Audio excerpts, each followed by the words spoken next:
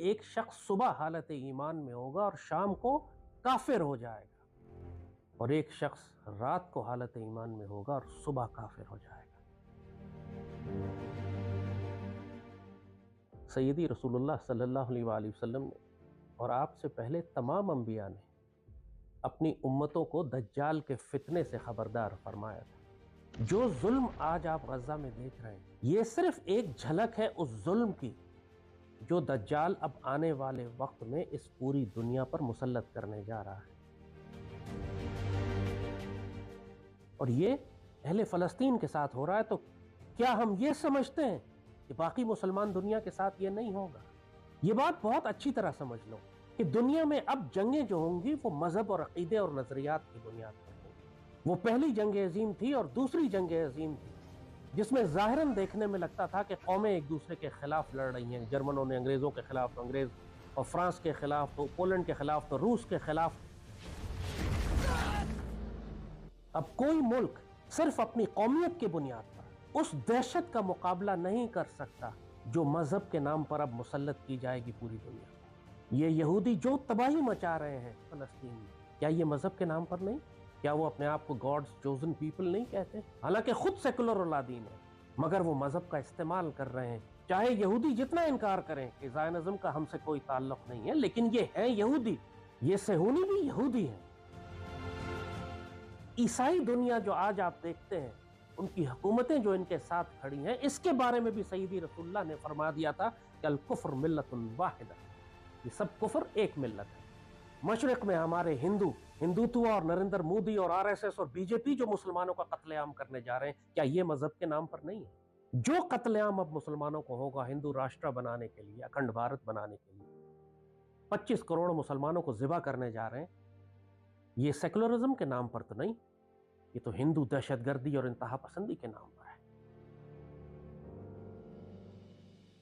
پاکستان کے اندر جو جنگ جاری ہے، جو دہشت گرد خوارج پاکستان کے خلاف لڑ رہے ہیں، کیا یہ مذہب کے نام پر نہیں جنگ کر رہے ہیں؟ کیا یہ پاکستان کو ہائی جیک کرنے کی کوشش نہیں کر رہے کہ غزوہ ہند ہم لڑیں گے؟ اور مسلمانوں کے پاس اب کوئی راستہ نہیں ہے کہ تم ہندوتوا کی دہشت گردی کو، صہیونیوں کے ظلم کو، عرب لیگ سے، پرشین ہونے سے، ٹرک ہونے سے اور پاکستانی ہونے سے تم ان کا مقابلہ نہیں کر سکتے۔ تم کو سیدی رسول اللہ کی امت بننا پڑے گا۔ یہ نظام واپس آئے گا، یہی اللہ کی سنت ہے، اور ہم واحد نظریاتی ریاست ہے جو سیدی رسول اللہ کے نام پر بنے۔ مدینہ کی ریاست کوئی معاشی طاقت نہیں تھی، وہ اسپرچولی ایڈوانس اسٹیٹ تھی، اور وہ ایک ملٹری اسٹیٹ تھی، وہ ایک سیکیورٹی اسٹیٹ تھی۔ اسی مدینہ کی ریاست نے 30 برس کے سے بھی کم عرصے میں بیک وقت 2 امپائرز کو تباہ کر کے زمین میں رون دیا، رومن اور پرشین امپائر کو۔ مدینہ ایک سیکیورٹی اسٹیٹ تھی، ایگریسو سیکیورٹی اسٹیٹ تھی، پرو ایکٹیو سیکیورٹی اسٹیٹ تھی۔ یہ تھی فاؤنڈیشن ریاست مدینہ کی۔ ریاست مدینہ کی مثال دے کر پاکستان کو چین سے نہ ملاؤ کہ اس کی انڈسٹریل ترقی کیسے ہے، اور مغربی تہذیب سے نہ مناؤ کہ اس نے اپنی اکانومی کیسے بہتر کی ہے۔ مدینہ کے بعد تم نے اگر کوئی اسپرچول اسٹیٹ دیکھنی ہے، ایک روحانی ریاست دیکھنی ہے، تو اس وقت آج غزہ کو دیکھیں۔ غزہ کو تباہ کر دیا، فتح نہیں کر سکے، تمام غزہ کو فلیٹ کر دیا انہوں نے، لیکن مجاہدین کو شکست نہیں دے سکے، اور یہ شکست اس لیے نہیں دے سکے، ان کی کور سٹرینتھ سیدی رسول اللہ سے تعلق اور محبت تھی، اسپریچوالٹی تھی، روحانیت تھی۔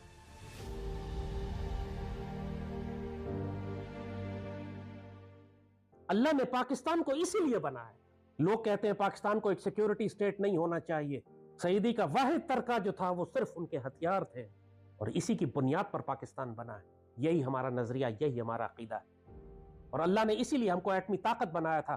لوگ اعتراض کرتے ہیں آج کہ جی یہ فوج، یہ پاکستان، یہ نظام اتنا غلیظ، اتنا گلا سڑا، اتنا انگریزوں کا اتنا ظلم ہے، یہ کیسے غزوہ ہند لڑیں گے؟ جو گناہ اس نے کیے ہوں گے، لیکن جو نیکی وہ کر رہا ہے وہ اتنی بڑی ہے کہ اللہ اس کے صدقے اس کا سب کچھ پچھلا معاف فرما دے گا، اور وہ تو تلاش کرتا ہے بہانے معاف کرنے کے۔ تم کون ہوتے ہو یہ فیصلہ کرنے والے کہ اللہ غزوہ ہند کس سے لے گا؟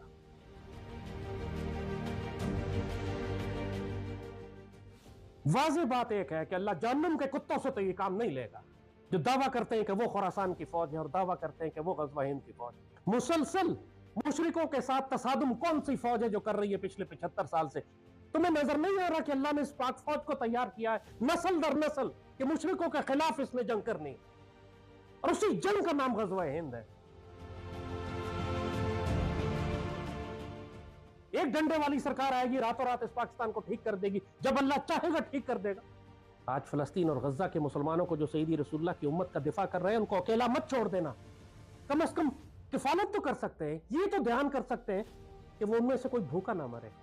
बस पाकिस्तान के लिए दुआ हम करते हैं कि मेरे मालिक इस पाक सरजमीन की हिफाजत फरमाना, हमारी गलतियां और कोताहियां इतनी ना बढ़ जाएं कि अल्लाह फैसला कर दे कि हमें तब्दील करके एक दूसरी कौम ले आएगा। हम सईदी रसूलुल्लाह के वफादार हैं, सईदी रसूलुल्लाह के साथ हमें उठाना।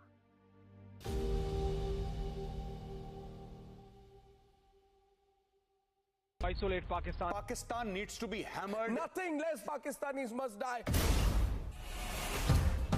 Down with the victims. We both know you need them. Stuck in the middle of all irrelevance. लड़ना है, चलो लड़ते हैं।